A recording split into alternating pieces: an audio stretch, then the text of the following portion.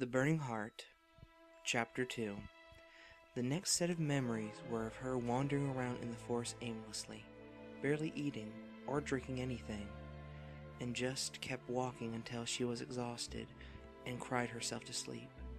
This cycle continued for quite some time, until one day, when she was walking, she accidentally bumped into someone. She looked up and saw that it was a kabutops, a very strange looking one. One of its claws was shorter than the other one. Both of its eyes were covered with eye patches. A small pendant was around its neck, and finally, an old twisted cloak was wrapped around it. "Are you all right?" the kabutops asked her. The wave of sadness again started to wash over her. No, I'm not all right. Not at all." She curled herself into a tight ball and started crying. "Why couldn't I save him? Why did I have to live without him? Why? Why him?" The kabutops went down on one knee and patted her on the head. "You poor thing," said the kabutops. Then, taking off his cloak and putting it on her, "Come with me, everything will be okay," he said. She slowly got up, holding onto the cloak to keep herself warm, as she started walking with the kabutops deeper into the forest.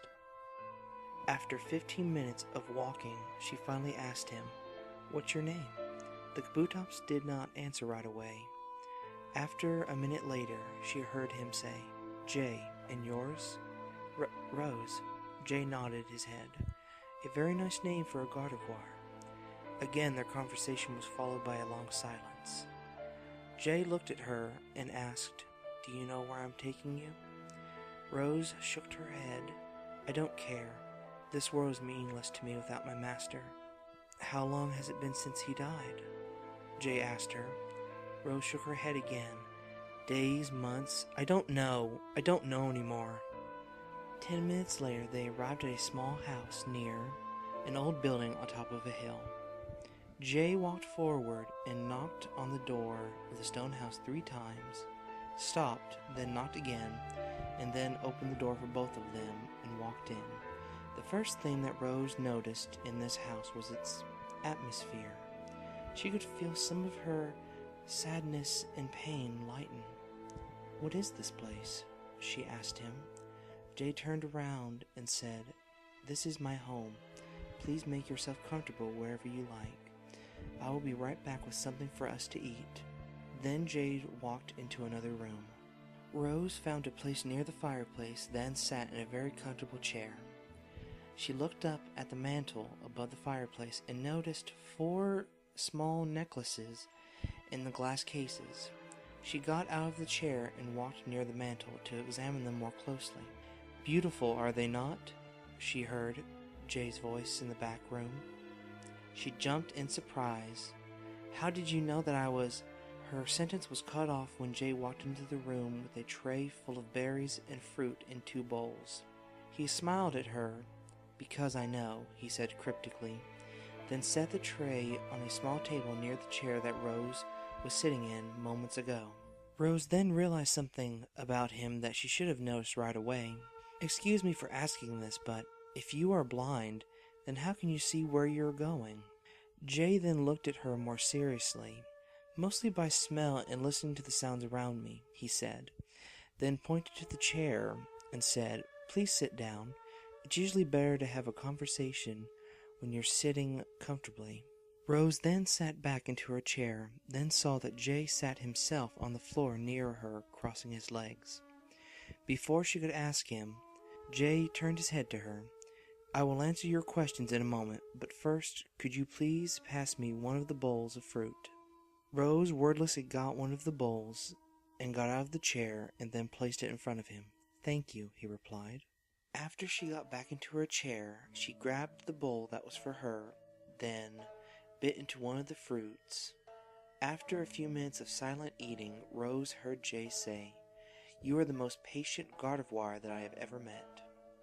She chose to take it as a compliment. "Thank you," she said, "but it's like my master says. You can't plant a seed one day then expect to have an apple tree the next day. You must be patient."